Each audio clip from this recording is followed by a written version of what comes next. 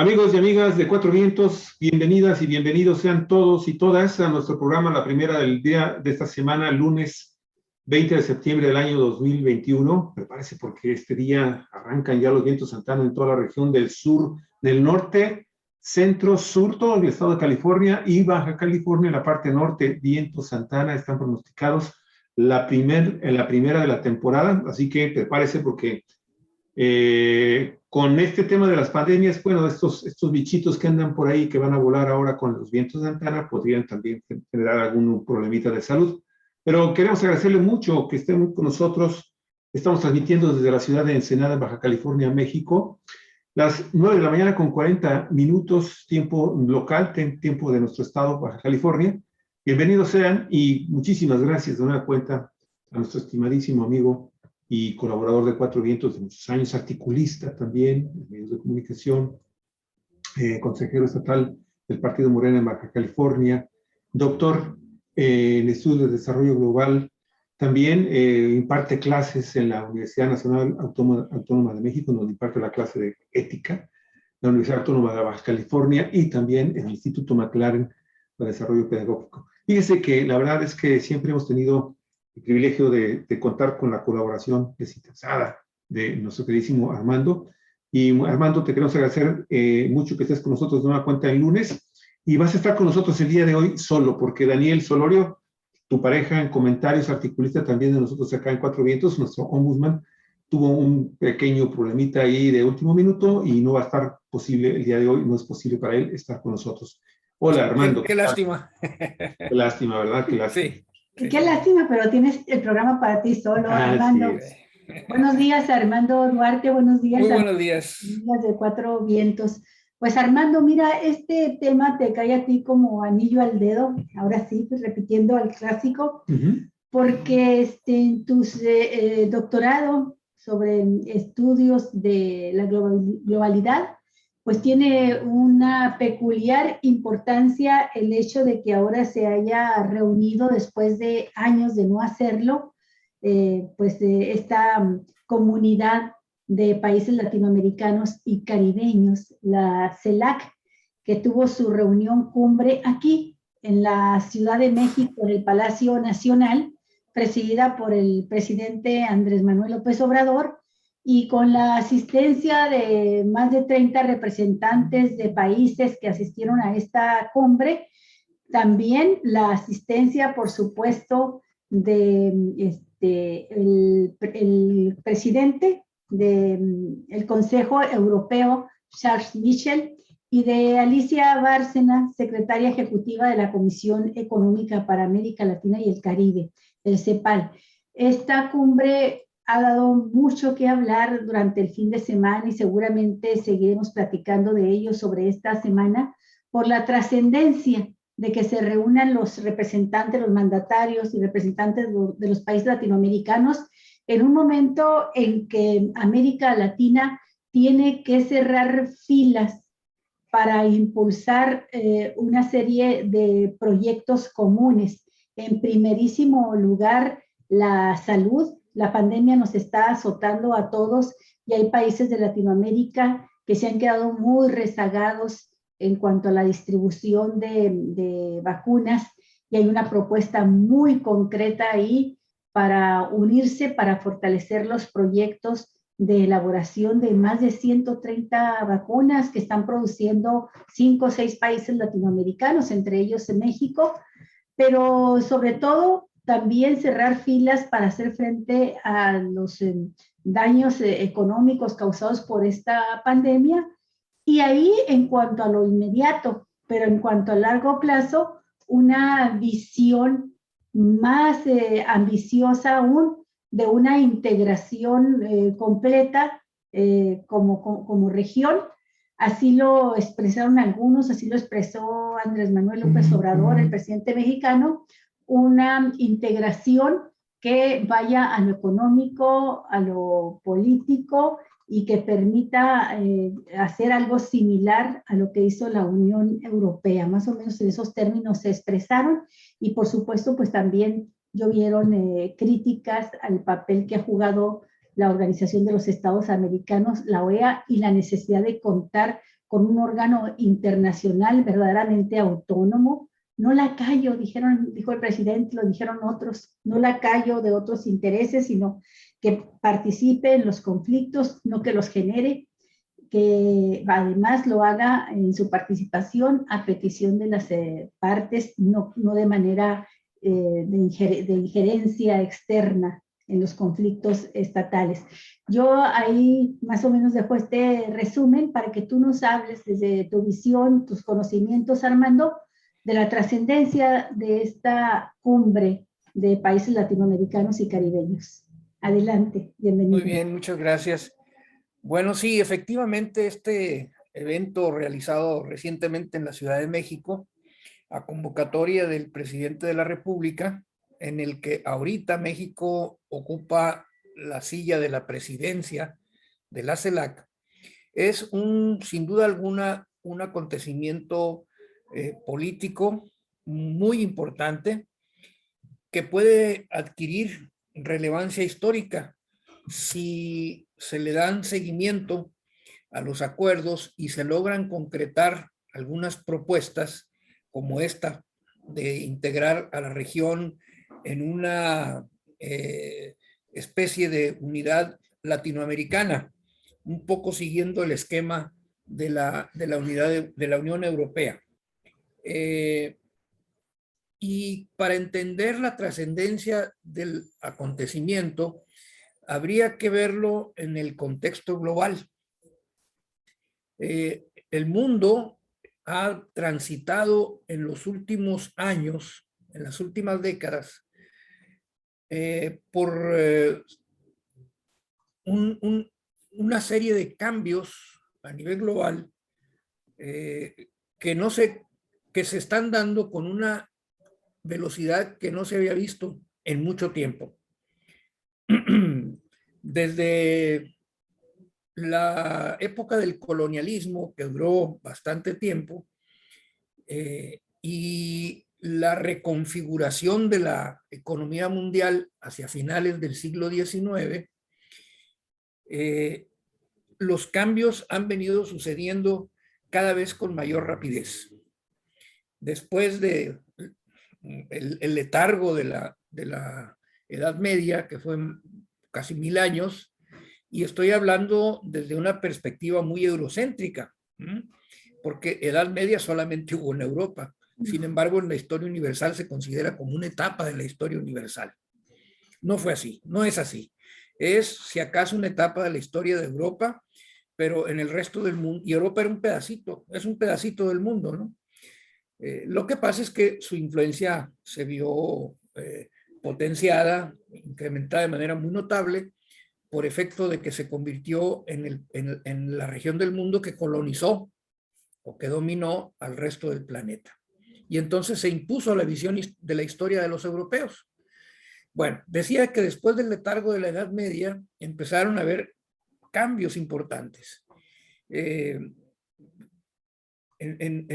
Europa en particular, los cambios tienen que ver primero con la revolución que se dio en Inglaterra, luego en Francia, las guerras napoleónicas que transformaron por completo la faz de Europa desde el punto de vista político. Las monarquías absolutas desaparecen y junto con ellas también se dan los movimientos de independencia en América Latina. No hay que olvidar que fue precisamente el derrocamiento de Fernando VII por Napoleón lo que alentó los movimientos de independencia en América Latina.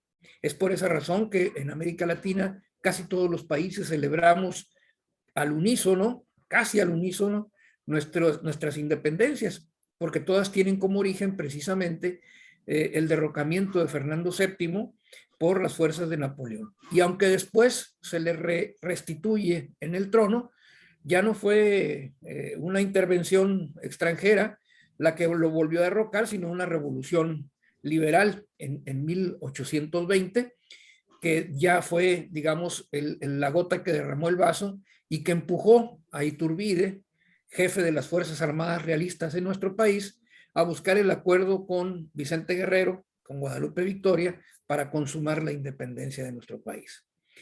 Pero ese cambio en Europa y la independencia de América Latina cambió la faz de la Tierra. Y los cambios han venido avanzando cada vez con mayor frecuencia. En las últimas décadas, bueno, después de la Segunda Guerra Mundial, que fue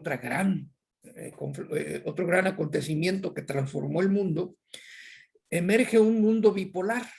Ustedes recuerdan la Guerra Fría, esa confrontación entre dos sistemas distintos, el capitalista y el socialista, uno liderado por Estados Unidos, el otro por la Unión Soviética, y que marca la historia de la humanidad durante casi toda la segunda mitad del siglo XX. Era el mundo bipolar. Y en 1991, cuando desaparece la Unión Soviética, se da paso a un mundo unipolar. Esto alentó en algunos sectores de Estados Unidos la idea de que el siglo XXI iba a ser el siglo de los norteamericanos. No tenían enemigo al frente, la potencia económica y militar más grande del planeta, y bueno, todo apuntaba, hasta hubo quien auguró el fin de la historia. O sea, hasta aquí llegamos, ya no va a haber cambios, vamos a entrar a un periodo como la Edad Media largo, ¿no? En que todo va a permanecer sin cambio alguno. ¿Y cuál fue la sorpresa? ¿Verdad? Que ese pretendido siglo americano, el siglo XXI, pues todavía no llevamos, apenas llevamos 2 décadas y está muy lejos de ser eso. Ya hoy por hoy, ya no estamos ante un mundo unipolar, sino ante un mundo, digamos, tripolar. Un mundo en donde hay 3 grandes potencias que son las que están influyendo de manera muy, muy importante en la conformación de la política y la economía mundiales. Son estas potencias, desde luego Estados Unidos, pero también China y Rusia, ya no la Unión Soviética, Rusia. En donde Estados Unidos es una potencia en declinación, y esta afirmación, aunque pudiese parecer aventurada, hay elementos para sustentarla, pero además los propios diplomáticos, los propios militares, los altos mandos de Estados Unidos y las revistas económicas especializadas, tanto de Estados Unidos como de Europa, reconocen esta condición de declinación de los Estados Unidos. Y las otras 2 potencias, China y Rusia, son potencias en ascenso. Bueno, al grado de que hoy por hoy China constituye ya el principal socio comercial de la mayoría de los países del mundo, cosa que Estados Unidos, en la dimensión que hoy la tiene China, nunca lo pudo lograr. Y ya Estados Unidos ha pasado como socio comercial a un segundo plano. Datos concretos: China es el principal socio comercial de todos los países de América del Sur, el principal socio comercial de todos los países de África, de Japón, de Australia, de Corea del Sur. A pesar de que son aliados de Estados Unidos, el principal socio comercial de ellos es China, y de la mitad de los países de Europa. Entonces, el poderío económico de Estados Unidos está siendo seriamente cuestionado. Hay quienes aseguran que ya ahorita China es la principal economía del mundo, es el motor de la economía del mundo. Y por otra parte, el poderío militar, en el que se ha basado en buena medida la hegemonía norteamericana, está cuestionada por el ascenso de Rusia, que ha logrado desarrollar una tecnología militar que en muchos aspectos está superando a los Estados Unidos, y ha reconocido los mandos militares de Estados Unidos. Hay una declaración de un general, cuyo nombre ahorita no recuerdo, en el Senado, donde dice: estamos ante un serio problema porque entre China y Rusia ya superan a Estados Unidos en el plano militar. Así está la situación. Ahora, ¿qué pasa con Estados Unidos en esta condición de potencia declinante? Bueno, lo que sucede es que él pretende recuperar su postura hegemónica. ¿Y qué papel juega América Latina? Aquí está la clave. En este escenario en el que Estados Unidos es una potencia declinante. Bueno, ni más ni menos que le resulta vital para Estados Unidos América Latina en sus planes de mantener una posición predominante a nivel mundial. ¿En qué sentido lo digo? Bueno, resulta que América Latina es poseedora de enormes riquezas naturales que son esenciales para el sostenimiento de un crecimiento económico importante en Estados Unidos e incluso para su desarrollo militar. Algunos datos. América Latina tiene las reservas más importantes de petróleo del mundo. Todavía el planeta durante un tiempo dependerá de este insumo para su movimiento, tanto industrial como militar. Se habla mucho de los autos eléctricos y todo lo demás, pero todavía la industria militar funciona con petróleo, funciona con gasolina y con combustibles fósiles. Y en buena medida, todavía, el transporte mundial se mueve con combustibles fósiles. Es decir, el comercio mundial se realiza en embarcaciones, en aviones, barcos y aviones movidos por combustibles fósiles. Y la reconversión va a tardar, va a tardar. A lo mejor en términos de automóviles particulares puede tener un viraje en los próximos 40, 50 años, pero a nivel de otras cuestiones es todavía más el tiempo. Entonces, durante algún tiempo todavía el mundo va a depender del petróleo. Bien, en América Latina está la principal reserva, en Venezuela, superior a la reserva que hay en Arabia Saudita. Tenemos en nuestro subcontinente, en América Latina, la mitad del agua potable del mundo. Y este es un insumo vital para la vida, no para para la vida, es básico. En América Latina, en los acuíferos del Amazonas, del Paraguay, en los acuíferos que hay en el sureste de México, en América Central, está la mitad del agua dulce del mundo. Tenemos en nuestras minas alrededor de 7 de los 10 u 11 minerales estratégicos para las nuevas tecnologías, entre ellos el litio, el coltán y las llamadas tierras raras. Estas tierras en las que hay un conjunto de minerales que son fundamentales para el desarrollo de las tecnologías de las telecomunicaciones, para generar las pilas que hacen funcionar todos estos aparatos, las computadoras, los teléfonos celulares, los autos eléctricos, etcétera, etcétera. Bueno, esos minerales están en una gran medida en las minas de América Latina. Y además, por si fuera poco, tenemos el bono demográfico. América Latina tiene mucha gente joven, que en los países desarrollados es un aspecto que va a la baja. Las poblaciones de los países viejos y la de los Estados Unidos, perdón, de los países desarrollados y la de los Estados Unidos, es una población que está envejeciendo. Necesitan mano de obra joven y en América Latina abunda y además es muy barata en las condiciones actuales del mercado mundial.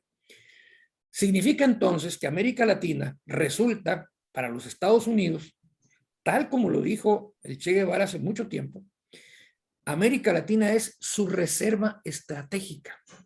Si Estados Unidos pretende ser una potencia, necesita América Latina. ¿Cuál ha sido la política de Estados Unidos hacia América Latina? La intervención, la dominación, la injerencia. Y por eso resulta muy importante que los países latinoamericanos se reúnan para replantearse las relaciones con los Estados Unidos. Nos necesitas, se le ha dicho. Bueno, vamos estableciendo un trato justo y se le ponen algunas consideraciones, no quisiera llamarlas condiciones, pero algunas consideraciones elementales. Número 1, respeto. Ya no se vale que hagas golpes de Estado, ya no se vale que financies los movimientos de desestabilización de los países, que respetes la decisión de los pueblos de gobernarse como ellos decidan, es decir, el respeto a la soberanía, la no intervención Y si hablamos de intervención, hay una larga historia de intervenciones de Estados Unidos en América Latina. Ellos sostienen una idea, o han pretendido sembrar la idea, de que hay otras regiones del mundo que les son más interesantes que Estados Unidos, perdón, que América Latina. Dicen, pues Europa, desde luego, son nuestros aliados, Europa Occidental, por supuesto, el Medio Oriente y todo lo demás, pero los hechos demuestran lo contrario. En América Latina, Estados Unidos tiene casi 100 bases militares distribuidas en todo el territorio, y todas ellas ubicadas en el entorno de las zonas en donde se encuentran las principales riquezas naturales de este subcontinente. El primer tratado de asistencia militar, cuando después de la Segunda Guerra viene la Guerra Fría, fue el que se firma con los países latinoamericanos, el famoso Tratado Interamericano de Asistencia Recíproca, el TIAR.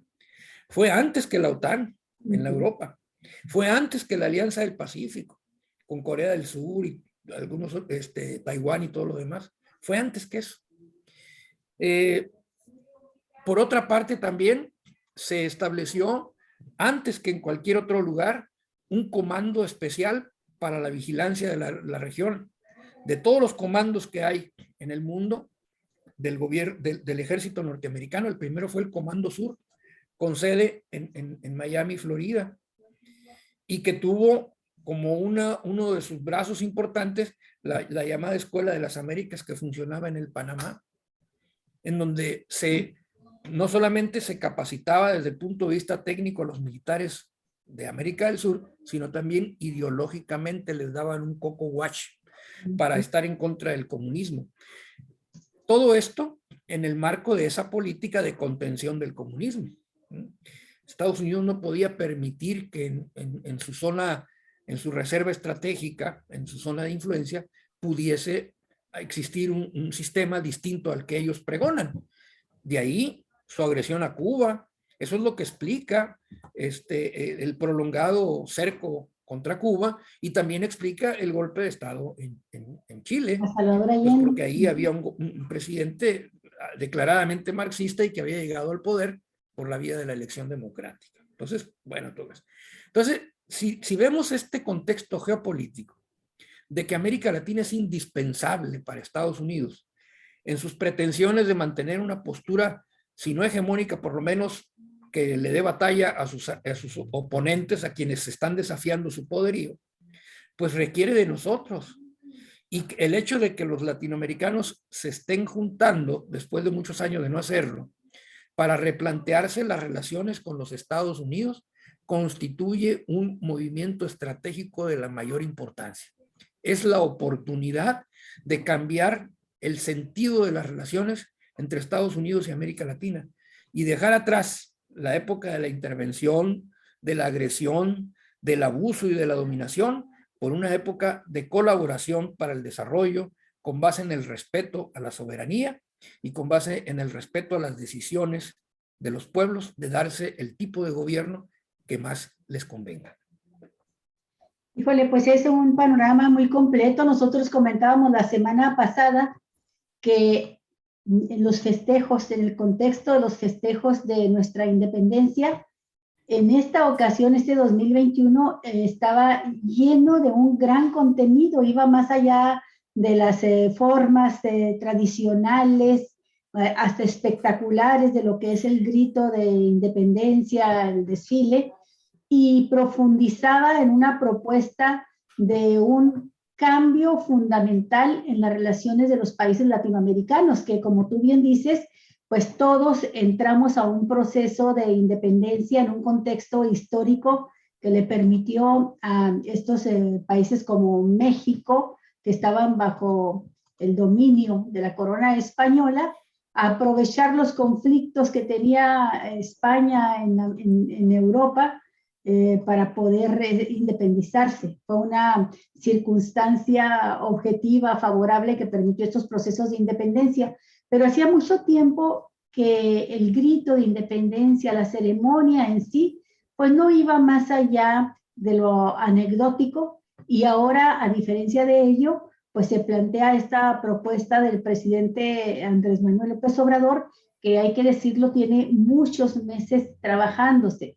Sale a flote hoy y se vislumbró en el discurso de 2 meses antes, en el contexto del aniversario 238 del natalicio de Simón Bolívar, cuando empezó a perfilar públicamente las propuestas de López Obrador, pero fueron meses para elaborar este acuerdo, esta convención americana, que consta de 44 puntos, todavía no los conocemos todos a detalle, pero que traen como valor sustancial el hecho de que fueron aprobados por consenso. No llegan los presidentes, los ministros que se reunieron el sábado, no llegan a ver de qué van a hablar, llegan ya con un trabajo previo de acuerdos muy concretos.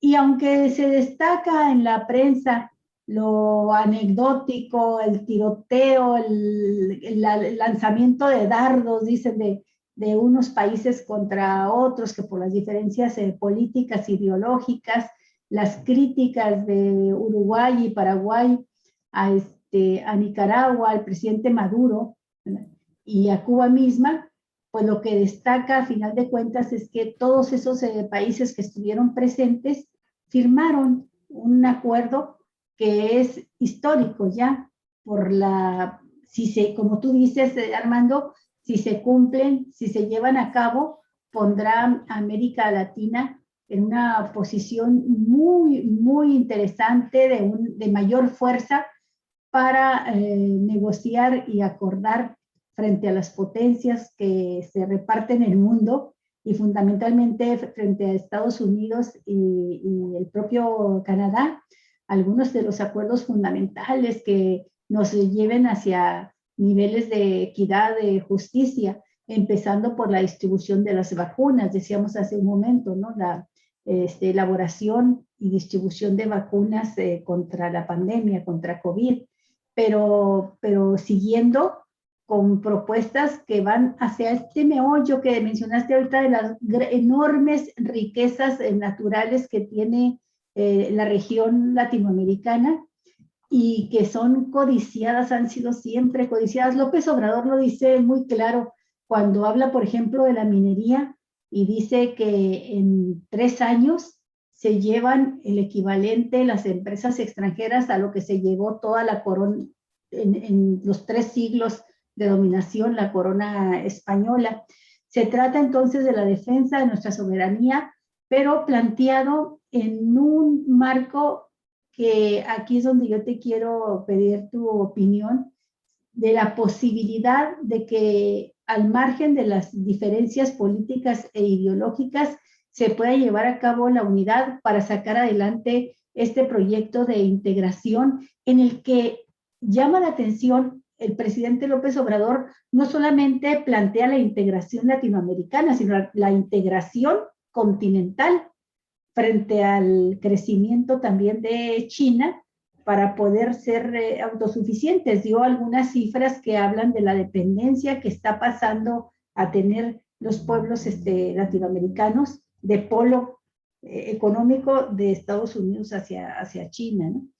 ¿Tú cómo la ves, cómo la viste, cómo ves esa posibilidad también de que se integre este bloque? Bueno, evidentemente, pues que una cosa son las posibilidades o expectativas que despierta esta reunión, y otra cosa es que para hacerlas, para concretarlas, se requiere de una actividad diplomática intensa, inteligente y muy cuidadosa,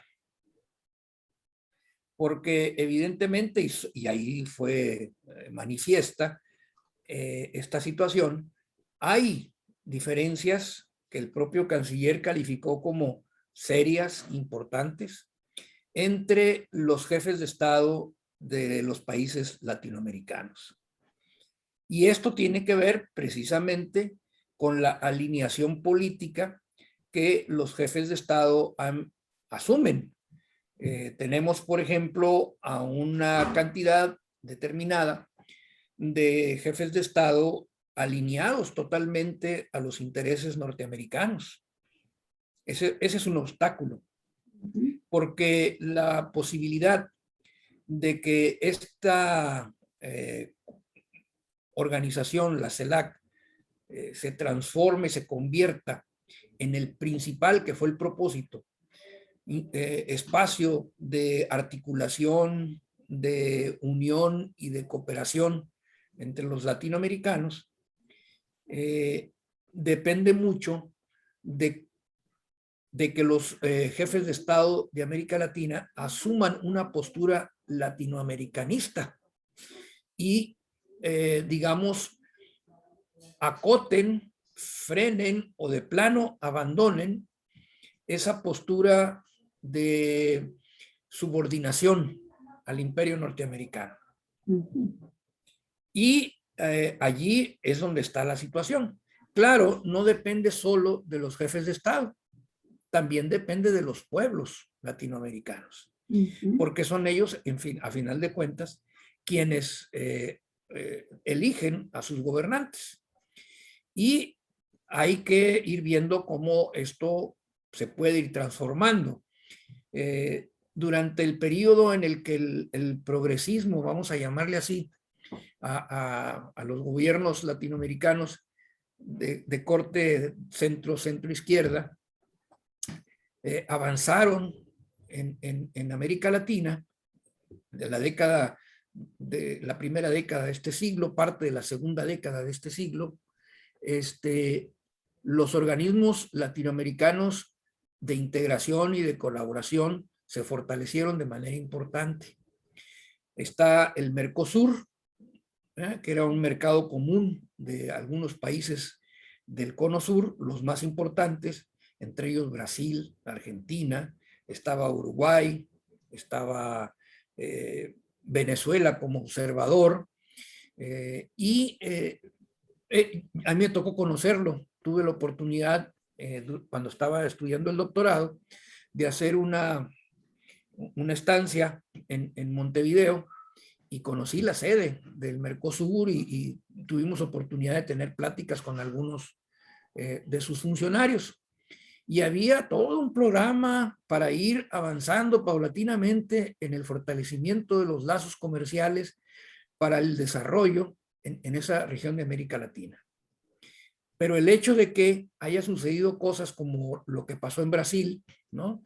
Es decir, el golpe contra Dilma Rousseff, el encarcelamiento de Lula da Silva, el ascenso de Bolsonaro, pues sacan a un actor fundamental, a la primera economía de América Latina, la sacan de ese tipo de organismos, y no porque se hayan retirado, sino simplemente porque dijeron, pues no participamos.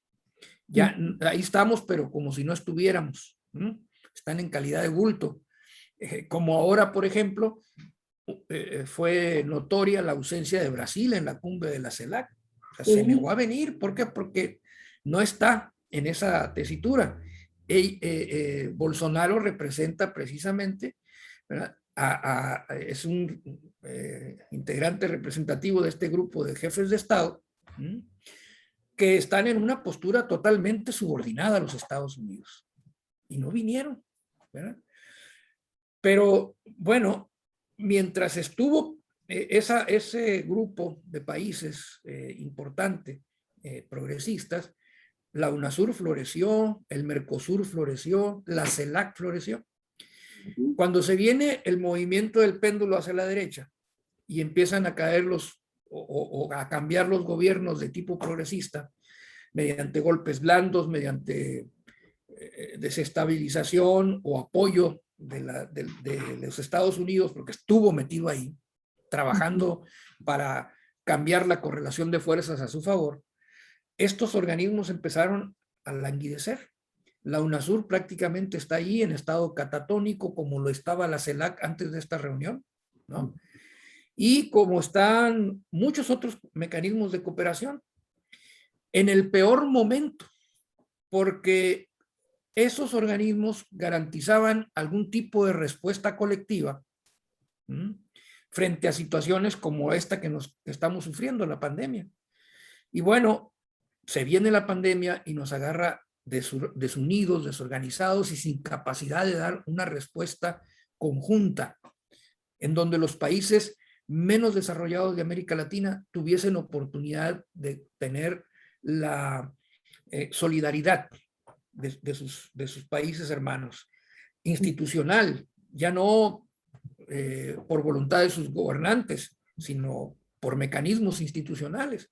La UNASUR tenía un programa de construir un sistema de salud a nivel latinoamericano que quedó parado y que hubiera sido muy bueno que hubiese estado funcionando en estas circunstancias. Seguramente gracias a que si pudiera estar funcionando, en América Latina ahorita hubiese mucho más índices de vacunación mucho más altos. Habría mayor acceso a las vacunas. Desgraciadamente, así está la situación. Es muy preocupante lo que planteó la secretaria ejecutiva, presidenta ejecutiva de la CEPAL, la Comisión Económica para América Latina, Alicia Bárcena, cuando dice, bueno, hay una gran desigualdad en el acceso a las vacunas en los países de Latinoamérica. Hay uno que tiene el 69%, que es México, de su población vacunada, por lo menos con una dosis, y hay otros países que no llegan al 1%. O sea, están totalmente expuestos al problema de la pandemia. Sí. Y las consecuencias pueden ser muy graves. Y mientras no se entienda que las pandemias, que son precisamente epidemias a nivel mundial, no se combatan mundialmente, no desaparecen, siempre van a estar ahí. Y la posibilidad de que las nuevas versiones o cepas del virus sean cada vez más agresivas y siempre va a estar ahí. Para que se cure, tiene que ser una atención generalizada y que sea toda la población mundial la que logre llegar a las vacunas.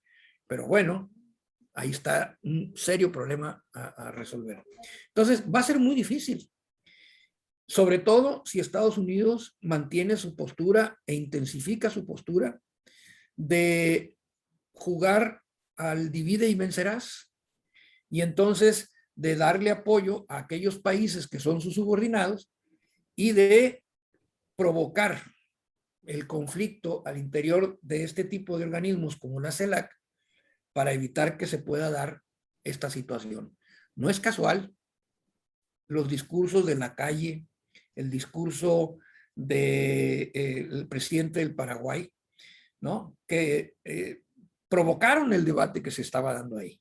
O sea, sacaron a flote temas que no tenían nada que ver en la agenda y los ponen ahí y lo hacen con el propósito de reventar la asamblea.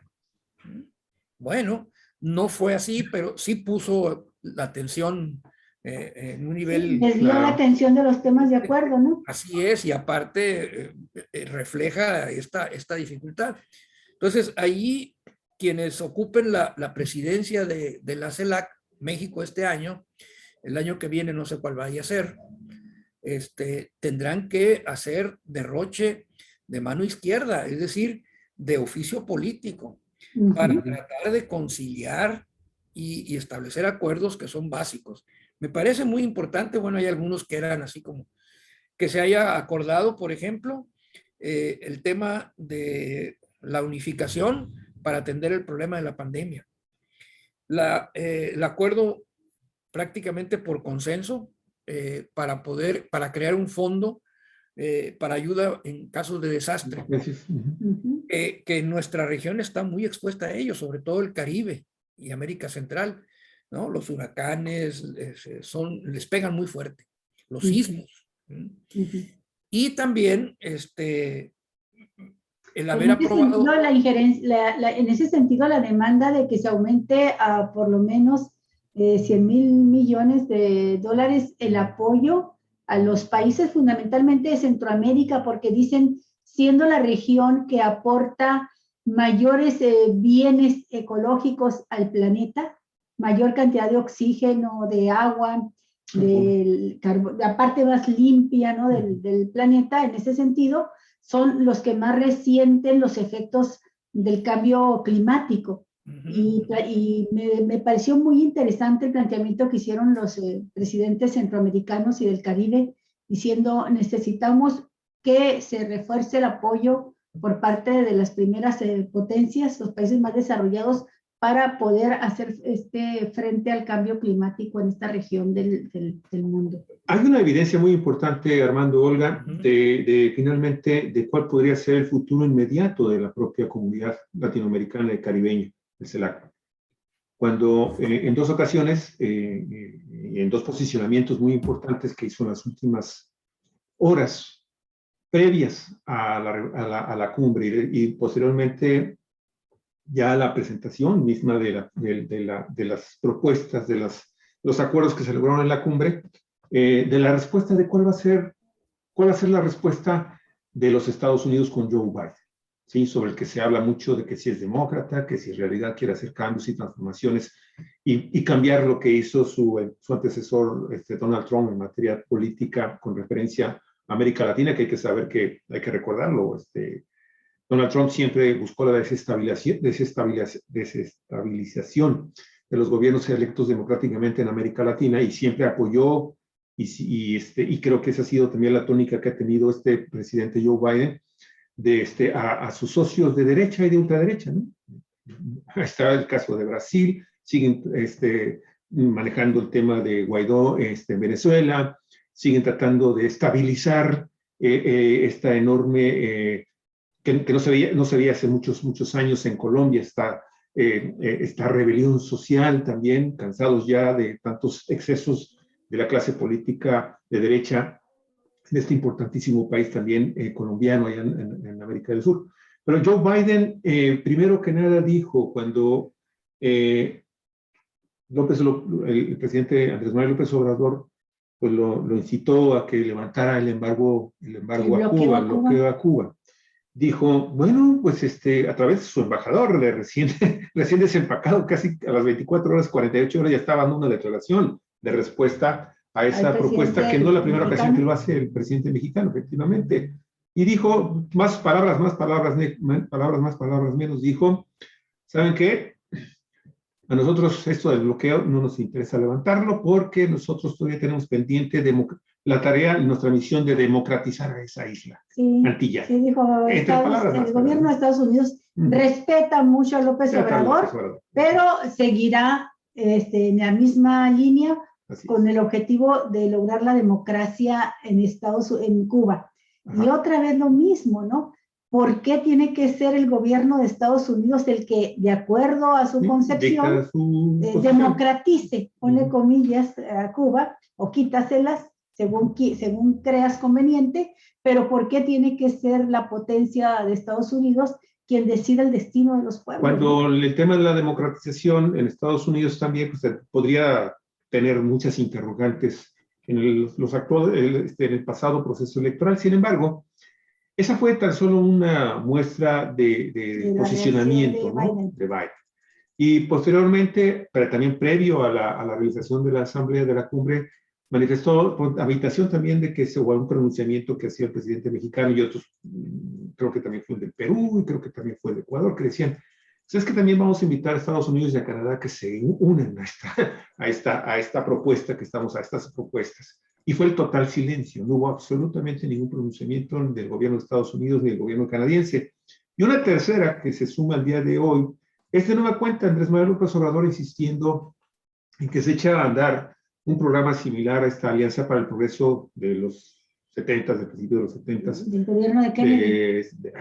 Así es, de John F. Kennedy, para impulsar el desarrollo regional de Centroamérica y Sudamérica. Y aquí hay una propuesta que ha hecho el presidente López Obrador ya desde hace cuando menos 2 años, de que invierte Estados Unidos, Joe Biden invierte en Centroamérica, vamos a meter recursos para implementar programas como que a nosotros nos está dando éxito de Sembrando Vida, ¿no? El tema de reforestación y cosas así, programas de bienestar, de becas, en fin. Y simple y sencillamente también Estados Unidos sigue sin hacer un solo guiño a esa invitación.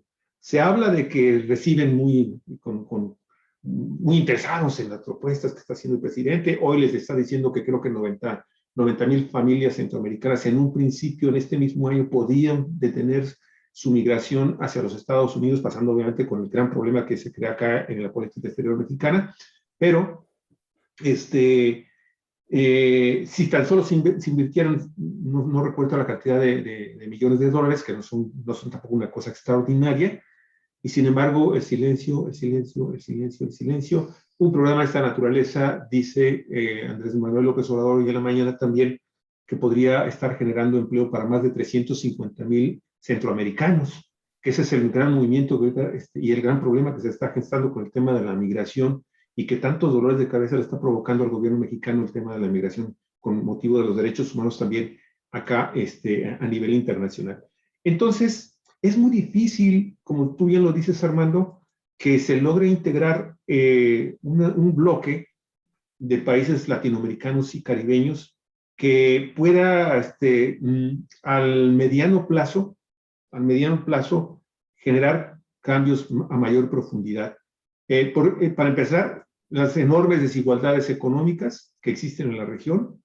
Muchas de las naciones latinoamericanas deben enormes cantidades de dinero al Fondo Monetario Internacional, y nosotros sabemos perfectamente bien a qué intereses responde el Fondo Monetario Internacional. De hecho, muchas de las cosas que se habló precisamente a raíz de que se especuló, a raíz de que no llega el presidente argentino a esta cumbre, fue precisamente de que le apretaban después del fracaso también que tuvo desde el punto de vista de la política interior, cuando pierde las elecciones la izquierda, pero se ve el tema también de las presiones tan fuertes que tiene por parte del Fondo Monetario Internacional para generar el pago tan solo de los intereses que se adeudan por parte de gobiernos que, pues, de derecha, que generaron precisamente ese enorme déficit presupuestal, de deuda pública del pueblo argentino.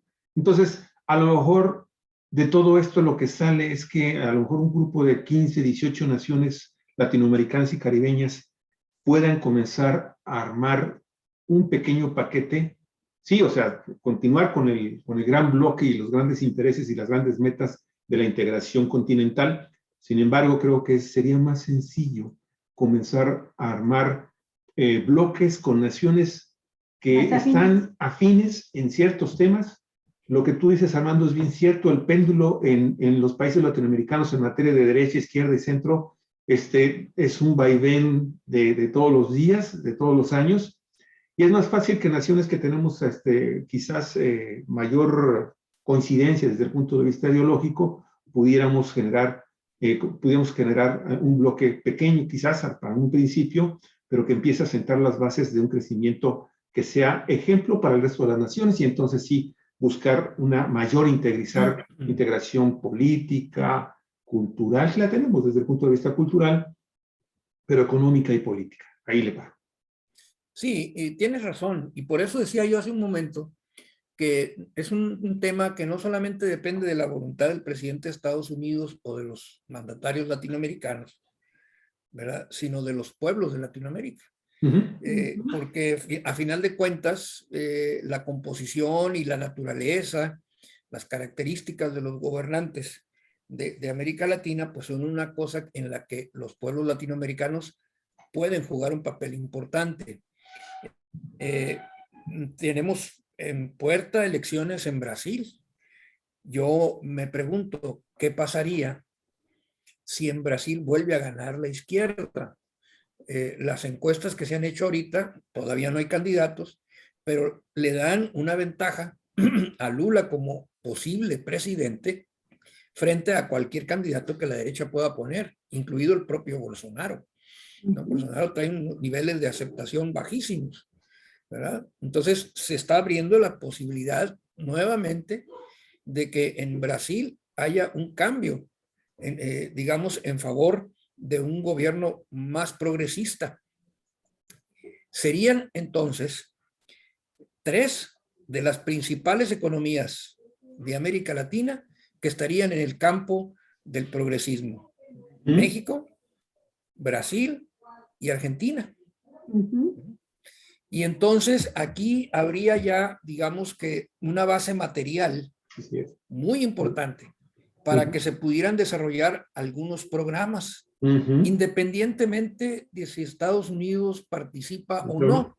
y que esto pueda ir paulatinamente mejorando las condiciones de los pueblos integrados en esta coalición y entonces convertirse en un estímulo para que los pueblos de países como Chile, por ejemplo, en donde también ya la derecha tuvo un descalabro electoral recientemente con la elección del constituyente, digamos que Ecuador, ¿verdad? Paraguay, Uruguay, que también dieron su giro hacia la derecha, pudiesen tener gobiernos progresistas. No porque sus líderes lo decidan cambiar de actitud y digan, bueno, siempre sí queremos jalar, sino porque el pueblo los quita y ponga otros más predispuestos a esto. Y en el plano internacional, Estados Unidos tiene que ser muy inteligente, porque sin duda alguna el desafío de China en materia política y económica a nivel mundial es muy fuerte. Y entonces Estados Unidos, para poder hacer frente a ese desafío, necesita de manera ineludible a América Latina. Y entonces, si no puede tenerla por la vía de la intervención armada, si no puede tener el control por la vía de los procedimientos que vino utilizando durante mucho tiempo, ¿verdad? Porque a pesar de que los utilizó, vean ustedes cómo está la correlación de fuerzas en América Latina, entonces lo que le conviene es sentarse a negociar en otras condiciones. Sí. Claro que eso implica un cambio muy fuerte, que un sector muy importante de la población de Estados Unidos no asimila, le cuesta trabajo asimilar, porque han crecido, han sido formados, su estructura mental ha sido determinada de tal manera que es inconcebible para ellos que Estados Unidos no sea el que pegue los manotazos en la mesa. En las clases de geopolítica en la que imparto yo en la universidad, analizamos el surgimiento de los Estados Unidos como una potencia y sus relaciones con América Latina.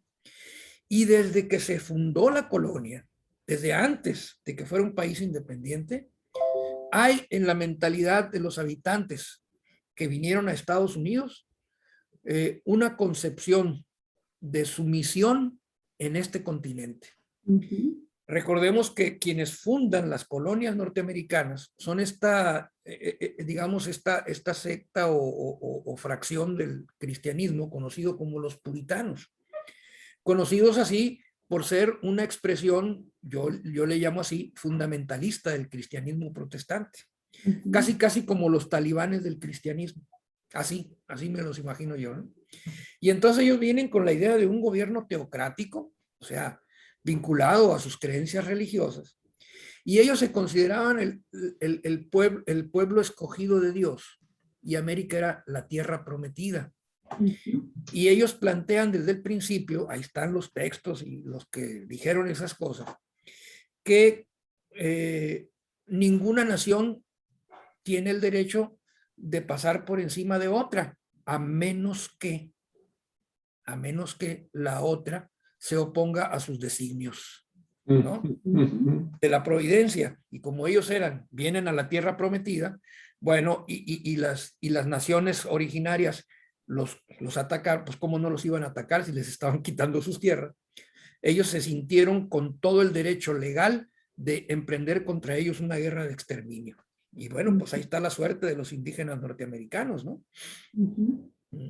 Y luego toda su expansión hacia el oeste, en donde choca con las fronteras de México y nos quitan la mitad del territorio, se justificó por lo mismo. Y recordemos la diplomacia del dólar del presidente Taft, en donde decía, no pasará mucho tiempo en que 3 banderas norteamericanas de las barras y las estrellas ondeen en puntos equidistantes de nuestra América. Una en el Polo Norte, otra en Panamá y la otra en la Tierra del Fuego.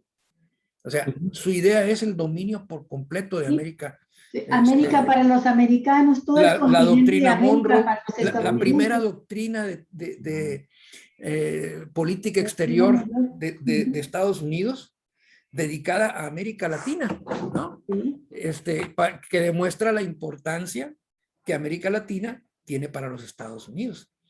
Y entonces esa mentalidad está ahí presente. Domina al establishment norteamericano y a un sector muy importante de sus clases medias, que son muy amplias. Entonces, el presidente de Estados Unidos tiene que lidiar con eso. Es una variable de la ecuación política en los Estados Unidos. Permíteme hacerte una pregunta, Armando. Sí. Y regresando al origen geopolítico con el que arrancas el programa, que me pareció muy interesante, todo ese resumen muy interesante que hiciste de la situación, de dónde venimos y hacia dónde vamos. Y la riqueza, que tenemos como región. Con el tema de estas economías dominantes en el mundo contemporáneo. China. China ha crecido tremendamente, efectivamente, es un socio económico y político muy fuerte, ya de muchas naciones en el mundo. Prácticamente la cuenca del Pacífico forma parte ya del dominio territorial geopolítico de los chinos. Recién celebró su aniversario con la fundación de su nación, autonombrándose y autodesignándose todavía como un país comunista. Pero bueno, China ha estado tratando de entrar a México desde hace varios años, ya tiene presencia de manera más o menos importante en algunas naciones latinoamericanas. Y es obviamente, es el primer socio comercial de todos los países de América del Sur. Fíjate, entonces y este avance precisamente está generando enorme nerviosismo del gobierno, tanto de Donald Trump, que fue el primero que puso los ojos así, gran abiertos y se sacó esas tonterías de intervenciones y quizá tantas tonterías más. Y Joe Biden está muy preocupado y como que todavía no define bien qué va a hacer con Latinoamérica. Pero, ¿tú crees que finalmente China sea una opción para desarrollar primero que nada, un mercado diferente para los mexicanos y para el resto del mundo, del mundo latinoamericano y caribeño? Quizás Caribe es un poquito más difícil, porque está del otro lado del mundo, aunque está el canal de Panamá. Y segundo, ¿crees tú que eso también podría fomentar la unidad y crear poco a poco este bloque de naciones latinoamericanas para quitarse el yugo de los estadounidenses? Fíjate, hubo en el marco de esta reunión de la CELAC un hecho que pocos le han dado importancia. Un mensaje vía internet a la CELAC del presidente chino. Ningún otro mandatario del mundo que no fuera de la región, incluso ni siquiera de la región, Estados Unidos no mandó mensaje, Canadá no envió mensaje, ¿verdad? Fueron así mensajes pues, de sus diplomáticos, pero que el presidente se haya sentado frente a las cámaras y de manera especial se haya dirigido a la CELAC y a los presidentes de América Latina para decirles: nosotros estamos dispuestos a apoyarlos en su proyecto y cuenten con China. Yes. Bueno, eso es importante. Ahí fue una jugada, una movida de ajedrez en donde el presidente chino se le adelanta al de Estados Unidos. Contrasta eso, por favor, Armando. Contrasta eso, por favor, con el primer párrafo del discurso de López Obrador, después de que da la bienvenida a los mandatarios latinoamericanos y caribeños, donde les dice que la CELAC en estos tiempos puede convertirse en el principal instrumento para consolidar las relaciones entre los países de América Latina y el Caribe y alcanzar el ideal de una integración económica con Estados Unidos y Canadá, claro, en este marco de respeto y de no injerencia. Luego también, en el transcurso de su intervención, hace un contraste respecto a lo que es el crecimiento económico que ha tenido China en la región de Latinoamérica y el desplazamiento que ha significado para Estados Unidos, y les dice: necesitamos que América, concebida así como continente, tenga la capacidad de producir lo que consume. Y da una serie de números muy concretos, ¿no?, en cuanto a lo que significaría lograr esta dependencia, esta integración de Latinoamérica con Estados Unidos y Canadá. ¿Qué le está diciendo López Obrador aquí al gobierno estadounidense y canadiense?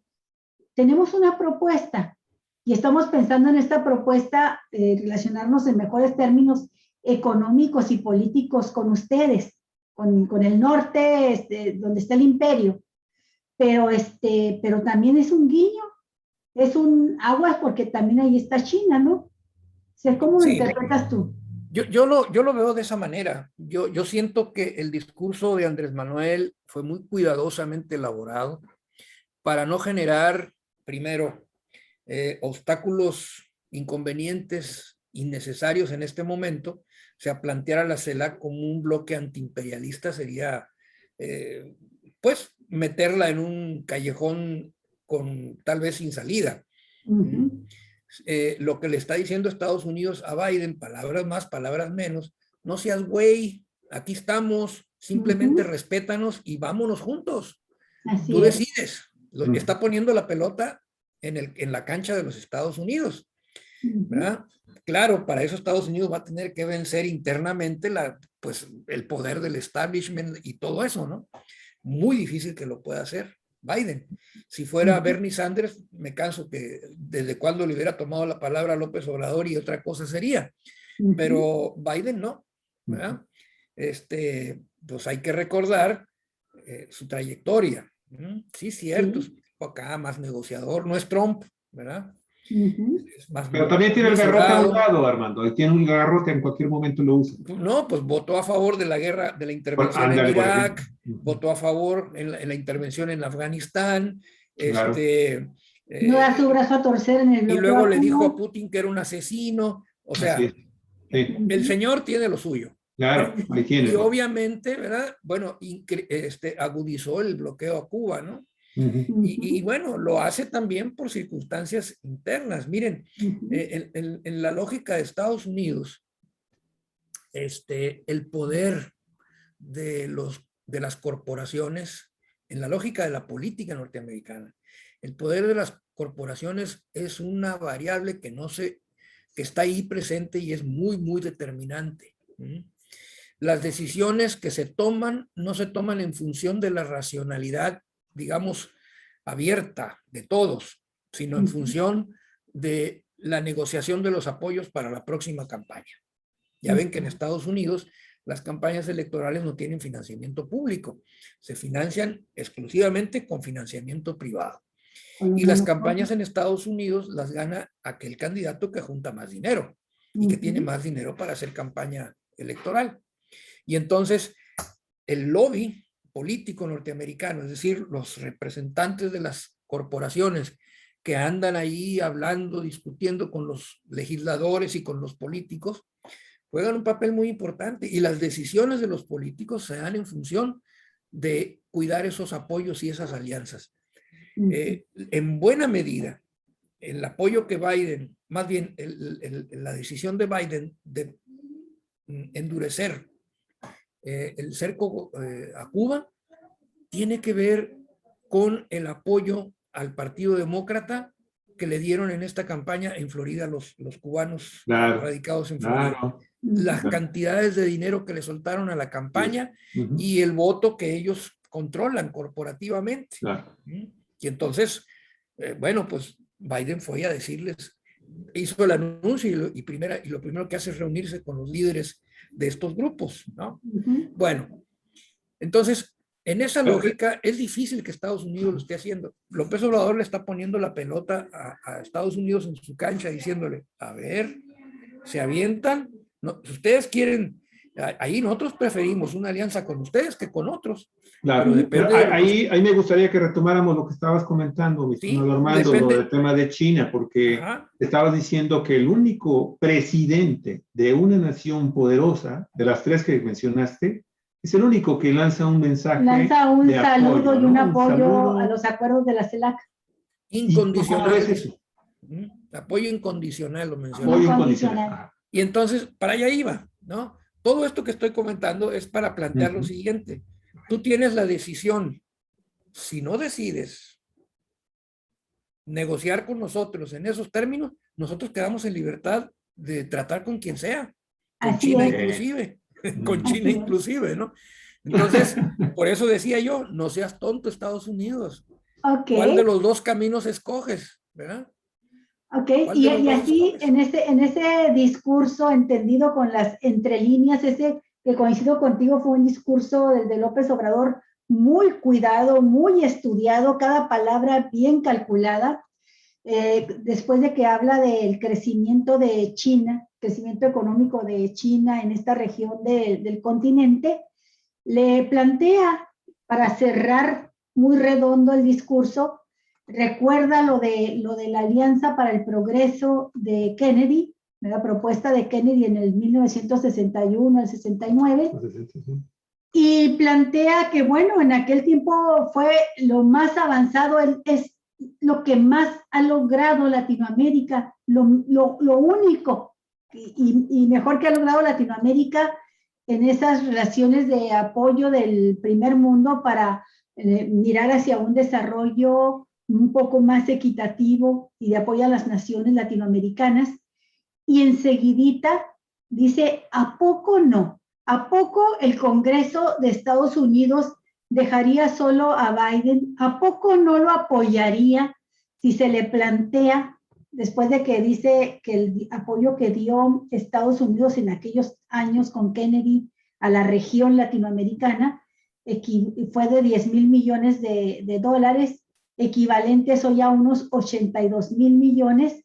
Dice, ¿a poco no puede conseguir Biden el apoyo del Congreso? Y ahí le está poniendo las banderillas tanto a los demócratas como a los republicanos para poder sacar adelante un proyecto vigoroso de integración del continente después de que les habló de lo de China, de lo que significa China en el continente, ¿no? Entonces le está diciendo lo que tú mencionaste ahorita. Estas son las cartas que están sobre la mesa, esto es el juego que podemos jugar, pero pues si no quieren jugarlo, pues ya habrá otros jugadores que le quieran entrar y muy inteligentemente el presidente de China le da ese mensaje al que haces alusión y les dice apoyo incondicional a la región, ¿no?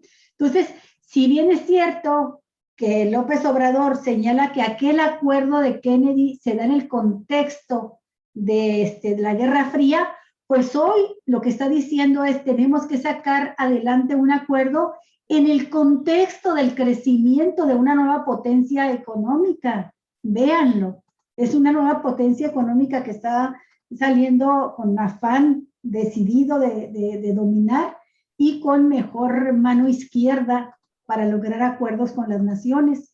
Yo así entendí el mensaje que dio Andrés Manuel López Obrador, sin decirlo de esa manera, pero el que tenga ojos que vea, ¿verdad? El que tenga oídos que escuche. Pero por ahí, está preparando el camino para que si Estados Unidos mantiene una postura irreductible y continúa con su postura injerencista, bueno, nosotros quedamos en libertad de buscarle por otro lado. Si tú no estás de acuerdo, pues le buscamos por otra parte, ¿no? Claro. Y mira, hay otro elemento importante en el discurso de López Obrador, ¿verdad? Que tampoco se le ha dado mucha importancia. Le restriega en la cara una frase que se le atribuye a George Washington, ¿no? Hay quienes dicen que fue de George Washington y Thomas Jefferson, que dice literalmente, se lo voy a leer, dice así, ah, caray, ya se me fue, aquí está. Dice, ninguna nación, ¿sí? Ningún estado tiene derecho a intervenir directa o indirectamente en los asuntos internos de otro estado con la intención de afectar su voluntad y obtener su subordinación. Estos son principios de los fundadores de los Estados Unidos. Y López Obrador se los dice, sin decir, es de George Washington. Se lo dijo cuando la ceremonia de creo que fue la de conmemoración del nacimiento de Simón Bolívar. Sí, Recordó esa frase de George Washington. Se le está así es. diciendo, mira, está en la génesis de tu nación, esta Ajá, postura ajá. no se contradice. No creo que Además, no tengan la sensibilidad para entender esto, ¿no? ajá, y bueno, hay corrientes dentro del gobierno de Estados Unidos que han mantenido una postura, en el Congreso incluso, contraria a la intervención de Estados Unidos en los asuntos de otros estados, o sea, de buscar una nueva relación, ¿verdad? Bueno, destacadamente está este señor Sanders, pero no es el único, ¿eh? Hay muchos otros que tienen posturas con matices, pero que finalmente coinciden con esta posición, porque son los padres de la nación norteamericana las que plantearon estos principios, el principio de la no intervención. Bueno, ahí se los está diciendo, ¿no? Yo creo que en el aspecto de diplomático, López Obrador ha sido muy cuidadoso, muy fino en las cosas, ¿no? Sí. Para evitar precisamente una reacción exacerbada, pero también con firmeza. Armando, a mí me Esto es gustaría lo que se debe hacerte hacer. un último planteamiento de mi parte, ¿eh? Sí. Ya llevamos 1 hora con 10 minutos. Está excelente. Me ha fascinado el programa porque pues hablamos de temas bien a fondo. Y en ese sentido yo quisiera que por favor pudieras tener algún comentario. Hemos estado hablando, hasta el momento hemos estado hablando del papel que juegan los gobernantes y en América Latina, en el Caribe, pero fundamentalmente también del papel que están jugando los Estados Unidos como el gran garrote para Latinoamérica, ¿no? y la región del Caribe. Sin embargo, nos hemos olvidado de otros dos, cuando vemos otros 2 o 3 factores de intervención que están ahí y que también juegan un papel fundamental para que América Latina no se integre. Primero, las grandes compañías transnacionales y multinacionales, que por sí mismas, ya muchos analistas de la geopolítica mundial contemporánea ya la identifican como poderes incluso superiores a los gobiernos europeos, a los gobiernos estadounidenses e incluso a algunos gobiernos asiáticos. Los grandes consorcios que manejan la economía mundial, que son en realidad los que manejan la economía mundial, con otros dos factores sumamente interesantes y dominantes, porque son los que finalmente financian o financian, no sé cómo se menciona ahorita en este caso, pero el desarrollo de las naciones, pero fundamentalmente el desarrollo de estas grandes consorcios transnacionales y multinacionales, que te dominan alimentos, energía, telecomunicaciones, ¿sí? Ahí yo podría incluir incluso otros factores de poder fáctico que está creciendo de una manera también desproporcionada y que ha generado una enorme cantidad de multimillonarios, de grandes magnates a nivel mundial, ¿sí? Que son los grandes consorcios de comunicación tipo Facebook, tipo Amazon, o sea, gente que tiene dinero que tienen producto, que tienen capitales que son incluso mayores que el Producto Interno Bruto de naciones desarrolladas. Ahí tenemos al dueño de Microsoft, por ejemplo, o Bezos también, o sea, infinidad de supermillonarios que por sí mismos también se conforman en grupos de poder muy grandes que pueden dominar, incluso culturalmente, que la dominan ya, no nada más a los pueblos latinoamericanos, sino a nivel la población mundial.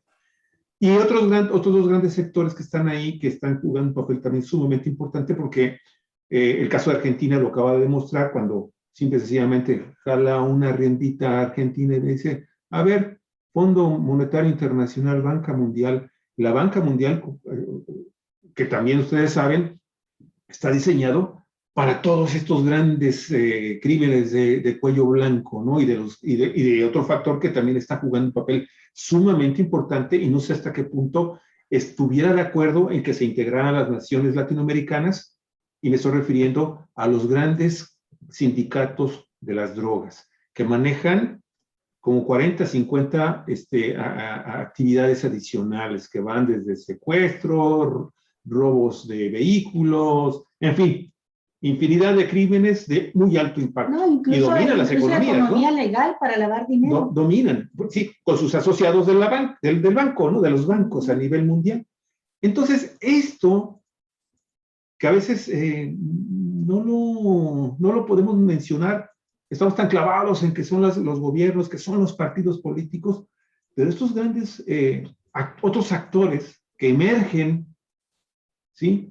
En el siglo, a finales del siglo XX y están dominando también de una manera importante y están avanzando de una manera significativa en el siglo XXI, lo que llevamos, pues como que también a veces se nos olvida estudiar, analizar el papel que pueden jugar para que América Latina también se integre. ¿Cómo ves, Armando?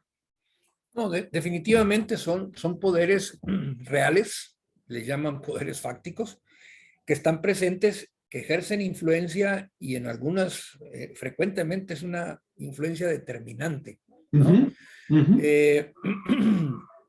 No es nada más una cuestión de jefes de Estado. A final de cuentas, los jefes de Estado en buena medida pueden responder, incluso estar al servicio de estos poderes. Así, ¿no? Es el caso, por ejemplo, bueno, en Estados Unidos no hay presidente que no tenga vínculos muy fuertes con todo el conjunto de corporaciones económicas, ¿no? Y son estas, a través del financiamiento privado, las que en un momento dado definen hasta quiénes van a ser los candidatos de los partidos. Así es. Y se cuidan de que los candidatos, las posibilidades, y en esto el sistema bipartidista norteamericano les acomoda bastante bien, ¿verdad? Y entonces le apuestan a cualquiera de los dos peleadores porque los dos son de ellos. Y quede el que quede, las cosas van a seguir con algunos matices, pero finalmente favoreciendo los intereses de esas grandes corporaciones. Bueno, ese es un factor que hay que tener muy en cuenta. Y aquí también entra la otra cuestión, porque no es un problema de que es Estados Unidos como potencia hegemónica la que en un momento dado puede tener interés en garantizar una alianza con América Latina que le permita tener, digamos, mayor fuerza frente al avance de China. Son también las empresas que tienen capital norteamericano, que están identificadas con esta, digamos, el mantener el dominio sobre ciertos mercados o avanzar en la conquista de nuevos mercados, las que tienen que plantearse esta situación e incluso ser un factor determinante para decirle a Biden, ¿sabes qué? No nos conviene ya seguir con la misma política, mejor vamos haciéndole caso a López Obrador, vámonos poniendo de acuerdo con Latinoamérica y garanticemos que este mercado y estos recursos, estas materias primas, estén también a nuestro alcance. No cerremos puertas por el querer hacer las cosas como las hemos venido haciendo hasta ahora, que hasta ahora nos han funcionado, pero que ahorita están siendo cuestionadas de manera muy importante. Entonces también eso puede contar. Sí. Y en cuanto al crimen organizado, ese sí es un poder tremendo, que no se puede, con el que no puedes negociar. Sí. Todavía en el otro ámbito se puede, pero con estos no se puede negociar. Y ahí creo que la cuestión está en seguirlo combatiendo hasta reducirlo a su mínima expresión o acabarlo como crimen organizado, ¿no? Y aquí también juega un papel muy importante Estados Unidos, porque si el narcotráfico florece es porque hay quien compra, y el principal mercado de estupefacientes pues son los Estados Unidos. Entonces ahí el gobierno de Estados Unidos tiene mucho que hacer para combatir esta situación. Se dice, ¿no? Y hay quienes aportan elementos al respecto, de que el problema del narcotráfico florece después de la Segunda Guerra Mundial, porque en Estados Unidos se alentó que en los países en donde era posible, por sus condiciones climáticas, cultivar amapola, se hiciera para tener materia prima para la fabricación de morfina que se necesitaba para abastecer al ejército norteamericano, sí, a sus soldados, ¿no? En caso de ser heridos en la guerra.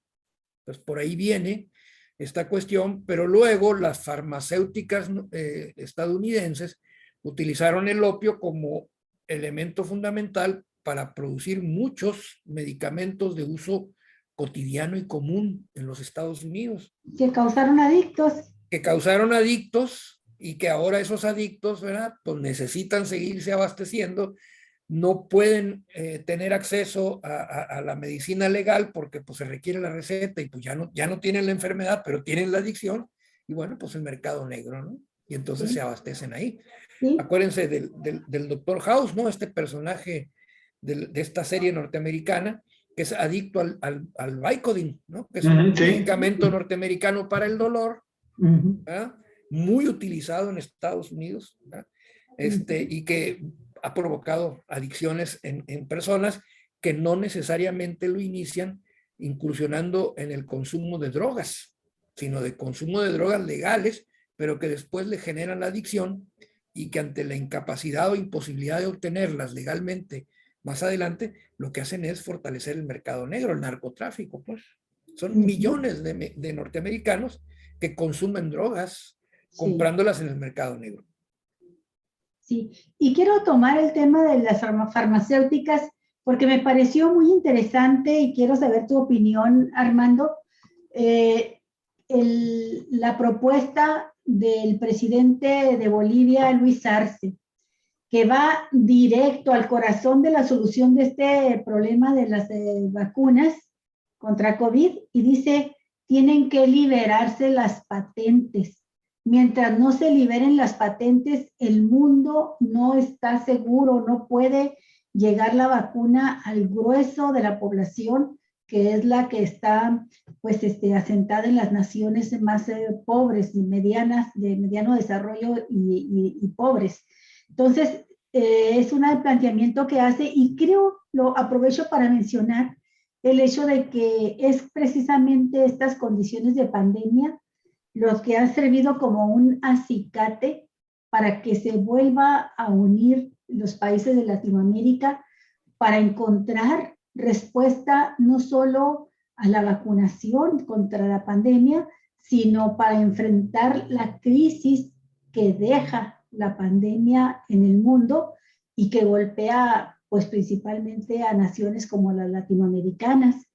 En este contexto, pues lo que subrayo es que la lucha de las naciones latinoamericanas en la CELAC, con todo lo diplomático que tú quieras que se hagan las propuestas, va a enfrentar a las naciones con poderosas empresas e intereses transnacionales, empezando por esta, que tiene razón Luis Arce, es necesaria la liberación de patentes, pero además creo que esta propuesta de Arce lleva a CELAC a la vanguardia mundial, porque no solamente son países latinoamericanos, son países asiáticos y países africanos, incluso algunos países europeos, los que están en una situación de inequidad con la distribución de las vacunas. Y ya vimos, ha sido bien difícil esta guerra de las farmacéuticas entre ellas y contra la gente, en sus afanes de lucro, de obtener ganancias a partir de la desgracia de los pueblos, la desgracia de la humanidad que está sufriendo la pandemia de COVID. Entonces, soluciones como esta, por ejemplo, que son radicales, pero son las que realmente, por lo tanto, resuelven el problema, pues tendría que abrirse paso en la CELAC y unir aliados de otros países del mundo. Y luego está también la cuestión, no recuerdo ahorita cuál fue el presidente que lo planteó, pero lo de la deuda externa, que en estas condiciones de pandemia debiera, dice, cancelarse la deuda de los países de más bajos ingresos, de más bajo poder económico y hacerse una reducción importante a los países medios. Entonces, estas dos propuestas que suenan más radicales, pero que sabemos por lógica, por capacidad, por sentido común, que son las que se refieren a soluciones de fondo, pues llevarán a CELAC a un enfrentamiento con grandes poderes. En este sentido, también dinos algo, Armando, sobre lo que está representando el liderazgo de López Obrador. Si bien es cierto que se resiente en la CELAC la ausencia de Argentina, y se resiente muchísimo el que Bolsonaro haya sacado a Brasil, habiendo sido Lula da Silva uno de los promotores importantísimos de la creación y fortalecimiento de CELAC, pues con todo y ello, bueno, pues López Obrador parece haber construido desde adentro, con la política de adentro que dice él que es la mejor política externa, haber construido unas líneas de estrategia hacia el enfrentamiento a los problemas de pobreza y de salud para todo el continente.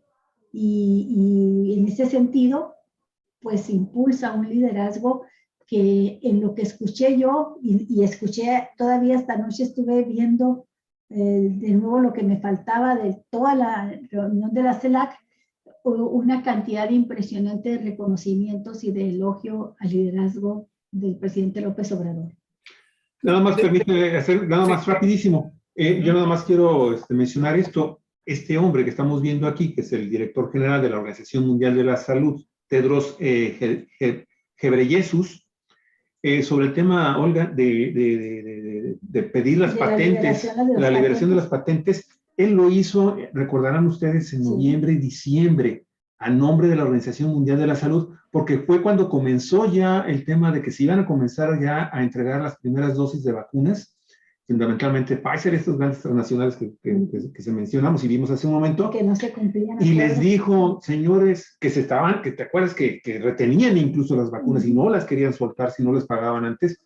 Recordarán que Tedros pidió a estas grandes cadenas farmacéuticas transnacionales y multinacionales, les pidió que liberaran las patentes, cosa que hasta el momento no lo hizo, y me pareció muy interesante que fue el presidente de Perú el que lo hizo. No, el de Bolivia, de Bolivia, Luis Arce, que lo hayan repetido. Pero sí quería yo hacer nada más por honor a este hombre. Sí, por eso menciono que es una propuesta que en el seno de CELAC puede llevar a CELAC a conseguir muchos aliados en el planeta. Muy bien, adelante, perdón. Sí, definitivamente hay como una agenda que es posible en este momento y me parece que está reflejada en los temas que fueron aprobados. No sé si por unanimidad, creo que algunos sí, otros por mayoría. Pero hay otros temas más complejos que yo creo formarían parte como de una segunda agenda, ¿no? Para iniciativas en otro momento, tal vez consolidando un poco más la CELAC, tal vez esperando a que Brasil gane Lula, que Fernández resuelva sus problemas internos y pueda incorporarse activamente, ¿no?, a los trabajos de la CELAC, en que se puedan impulsar ese tipo de proyectos. Mira, en relación con la cuestión farmacéutica, una es la liberación de las patentes, cosa que es muy complicado porque es un tema que tiene que ver con empresas privadas, que obviamente tienen sus intereses y que son los que ponen por encima de todo, siempre. Y que no, en esta ocasión, no será la excepción. Habría que llegar a un acuerdo, no sé, alguna cosa, para que se pudiese liberar y que se tuviera. La otra es hacer los desarrollos tecnológicos propios. Eso sí fue un acuerdo ya general. Y América Latina tiene recursos para ello. Hay, de hecho, fíjense, las empresas que han sido en ese sentido más abiertas a compartir la tecnología son las rusas y las chinas. Por algo será, ¿verdad? Ellos están buscando consolidar su presencia en América Latina. Ya tenemos fábricas en América Latina en donde se están llevando a cabo parte de los procesos, ¿no? Con CanSino, me parece, y con Sputnik, que son las vacunas chinas y una de las vacunas chinas y una de las rusas. Las rusas. Pero también tenemos los desarrollos propios, el de México, ¿no? La vacuna Patria, que es una vacuna que se está realizando con una tecnología que no surgió aquí, ¿verdad? Pero que se está haciendo aquí de todo al todo. Y están las 3 vacunas cubanas. Entonces, en cuanto a tecnología, hay manera de que si Estados Unidos o las farmacéuticas occidentales de los países desarrollados, AstraZeneca, Moderna, Pfizer, Johnson y Johnson, no quieren compartir su tecnología y no quieren liberar las patentes, pues nos desahogamos de ellas y nos atengamos a las nuestras. Que por ahí va también una de las líneas de acción aprobada por unanimidad, que forma parte de los 44 puntos de la declaración de esta cumbre. Porque si eso se logra, se van desatando nudos de dependencia, ¿verdad? Porque la dependencia tiene también que ver con si tienes o no la posibilidad de acceder a ciertos bienes, y si no la tienes, pues necesariamente tienes que negociar, y ahí es donde te imponen condiciones, ¿no? Entonces, si se logran esos desarrollos tecnológicos, desatas nudos de dependencia, no en balde.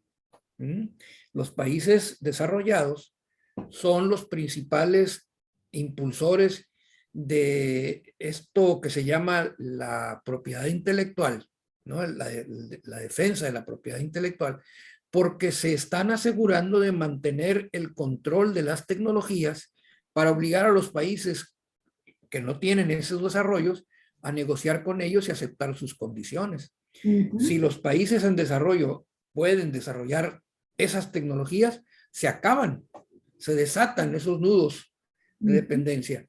Y entonces hay que, aquí en la CELAC, no sé si se trató el tema, creo que en el aspecto de medicina sí, pero debiera ser general una política de desarrollo de ciencia y tecnología que permita obtener tecnologías o desarrollar tecnologías propias para el desarrollo nuestro y no tener que estar dependiendo de las patentes extranjeras. Justo en esos términos se planteó la de socializar el avance científico y tecnológico en los países de Latinoamérica y llamar a los demás países del mundo a que hagan lo propio, pero sí fue un acuerdo socializar la tecnología y el avance científico en la región de Latinoamérica.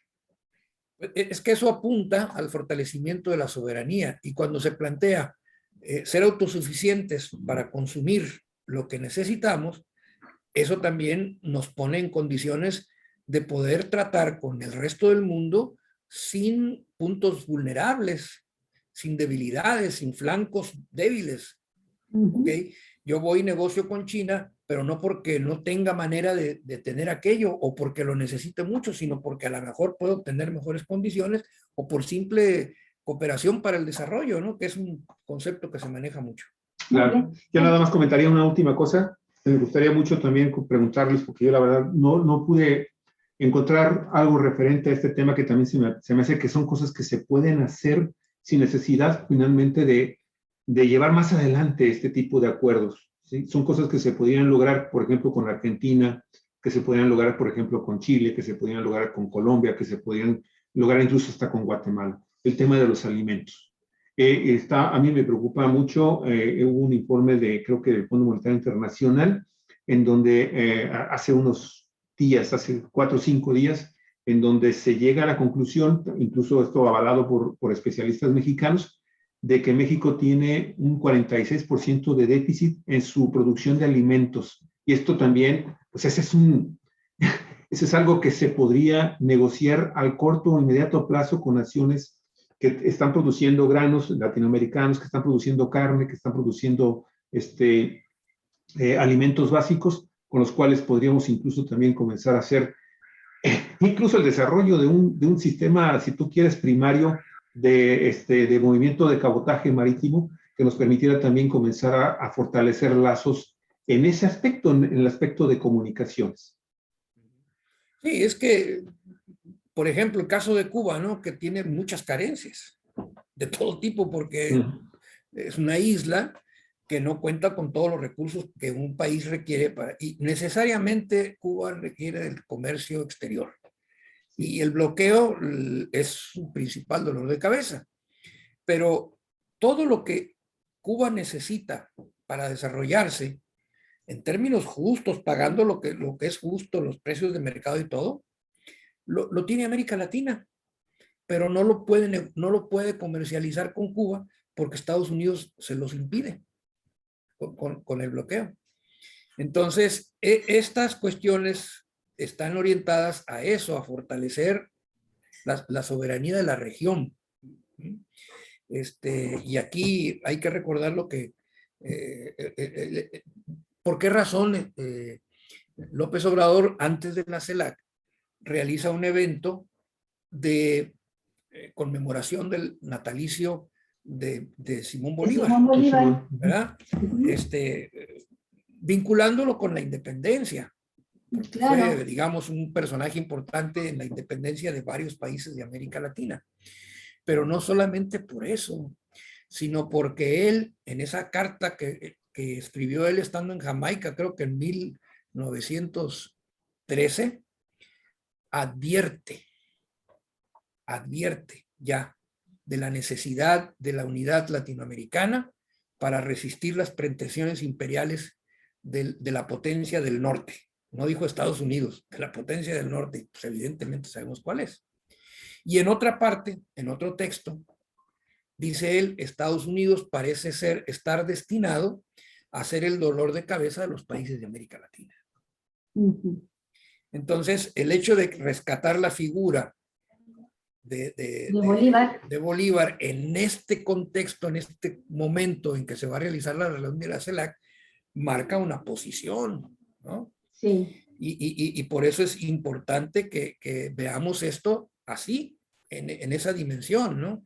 Y no como un simple acto de lucimiento o de, qué sé yo, ¿no? Como se ha venido tratando de desvirtuar por parte de algunos comentaristas. Así es, claro. Sí.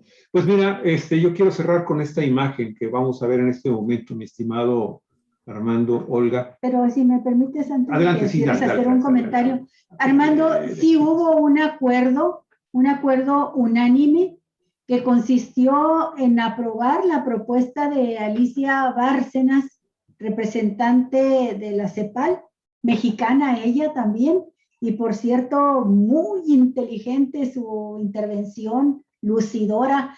Pocas mujeres en esta cumbre, pero yo lo digo también como mujer, me sentí muy orgullosa de la participación de ellas, en especial de Alicia Bárcenas, y ella ya había elaborado una propuesta de la autosuficiencia sanitaria que tiene que lograr Latinoamérica y fue aprobada por unanimidad. Hubo el compromiso de todos los países de meterle recursos para que se desarrollen más rápido las vacunas que están ya avanzadas en 5 o 6 países latinoamericanos. Cuba, reconocida como una vanguardia también en medicina. Y también, en respuesta a lo que preguntaba Javier, también Alicia Bárcenas habló de la necesidad de que México y las potencias económicas latinoamericanas adquieran más productos, fundamentalmente de alimentos de Centroamérica. Así es. Dice, es necesario porque, bueno, se habla mucho de que se requiere, y lo dice el presidente López Obrador, meter recursos, apoyar, financiar proyectos en Centroamérica para combatir la pobreza y con ello disminuir la migración. Pero Alicia Bárcenas dice, se requiere para fortalecer la economía regional de todos. Y hace un llamado a México, a Brasil, a Argentina, a que se adquieran más productos de Centroamérica y del Caribe. Entonces sí se tocó el aspecto alimentario, Javier, en esos términos. Sí. Y nada más por último, yo sí insisto en hacerte una pregunta. ¿Tú cuál es el balance que haces, Armando, en cuanto a el liderazgo políticamente? ¿Cómo queda el gobierno de López Obrador y el propio López Obrador con esta cumbre? ¿Califica la cumbre y el rol político del presidente? Bueno, yo creo que sí ha tenido un lanzamiento, ¿no? O sea, se ha engrandecido la figura de Andrés Manuel López Obrador en América Latina, que no ha sido solo por el hecho de lo de la cumbre, sino por las implicaciones que ha tenido en el, digamos, en el ánimo de este movimiento latinoamericano para buscar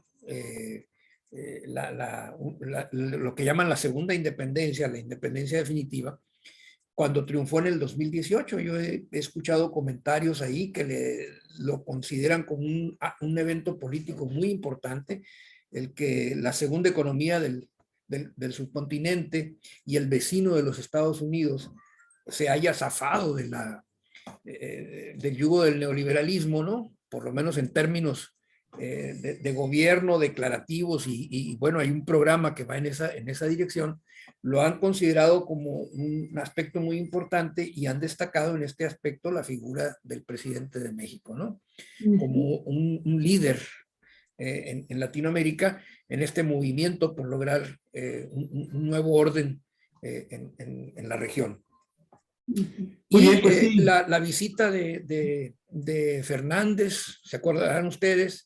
Y cuando se habló del eje México-Buenos Aires, ¿no? Ciudad de México, Buenos Aires, para que en torno a él se recupere el movimiento. Y ahora la cumbre de la CELAC, yo creo que sí, a nivel latinoamericano la figura de Andrés Manuel ha crecido mucho.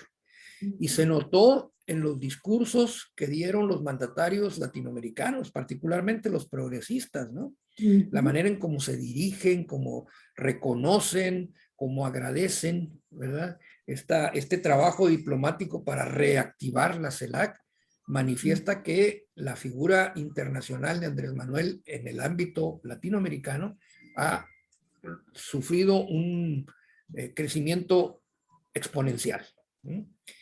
Y me parece que la cumbre de la CELAC en ese sentido pues es un hecho histórico y en esta coyuntura un hecho de la mayor trascendencia política a nivel latinoamericano. Muy bien. Pues mira, yo cierro con las imágenes de la realidad de lo que está sucediendo en este momento. Después, unas horas después de que se reúnen los presidentes y los primeros ministros y diplomáticos de la comunidad latinoamericana y caribeña acá en México. Escenas como estas, ¿sí? O escenas los haitianos corriendo, como estas, ahorita se las voy a mostrar, como esta, perdón, aquí está.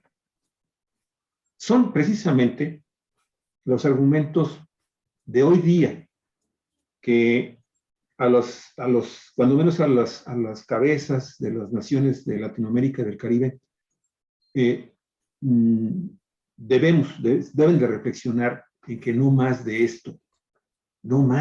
esto, porque es realmente una vergüenza ver a tantos decenas de miles de habitantes de la región, así es, son verdaderos éxodos, efectivamente son verdaderos éxodos, de gente que huye por pobreza, por marginación, porque sus familias han sido violadas, han sido secuestradas, han sido desaparecidas. Y en el caso específico de estos haitianos, el día de hoy está dándose la noticia, esto tendrá apenas cosa de media hora, que los Estados Unidos comenzó a enviar de vuelta a su país a haitianos que habían acampado en una localidad fronteriza de Texas, al tiempo que ya está impidiendo el paso a otros que querían cruzar la frontera desde México. Esta gran demostración de fuerza da inicio a lo que podría ser una de las mayores y más rápidas expulsiones estadounidenses de migrantes y refugiados en décadas. Ahí está la respuesta. Ahí está otra respuesta. Más de 320 migrantes llegaron ayer domingo, a Puerto Príncipe, en Haití, ¿sí? En 3 vuelos. Y Haití señaló que espera otros 6 vuelos más el martes. En total, las autoridades estadounidenses prevén expulsar a muchas de las más de 12,000 personas acampadas en torno a un puente del río Texas, tras cruzar desde Ciudad Acuña en México. Se está hablando de que se van a hacer 7 vuelos diarios para expulsar a los haitianos. Y este es el debate, Olga, este es el debate, Armando. Esto debe de desaparecer y está en manos de los pueblos latinoamericanos el comenzar a terminar con estas escenas terribles que desafortunadamente pues México está en el sándwich y pues nos está llevando a situaciones, porque también ya anunció el gobierno mexicano que también va a comenzar a hacer deportaciones de los haitianos que están en México. Ustedes saben que han generado los problemas graves de enfrentamientos con la Guardia Nacional y estos salvajes, no voy a generalizar, pero cuando menos 2 de estos salvajes agentes de migración mexicanos que pues, han violado sus derechos humanos. Entonces, por esto se hace la CELAC y por esto se requieren acciones muy concretas que comiencen al inmediato plazo a terminar con estas cosas tan desagradables y tan deshumanizadas. Armando, Olga, muchísimas gracias. Muchísimas gracias a ustedes. Gracias, Armando, que tengan muy bonita semana. Y ustedes gracias, también. Igualmente. Amigos, amigas de Cuatro Vientos, si les gustó el programa, compártanlo. Acuérdense que se trata de Cuatro Vientos, el periodismo en la red, y la manera de fortalecernos es así, llegando con más y más personas a través de ustedes, de sus contactos. Muchas gracias. Hasta luego. Mañana. Hasta luego. Hasta luego. Gracias, Armando. Gracias.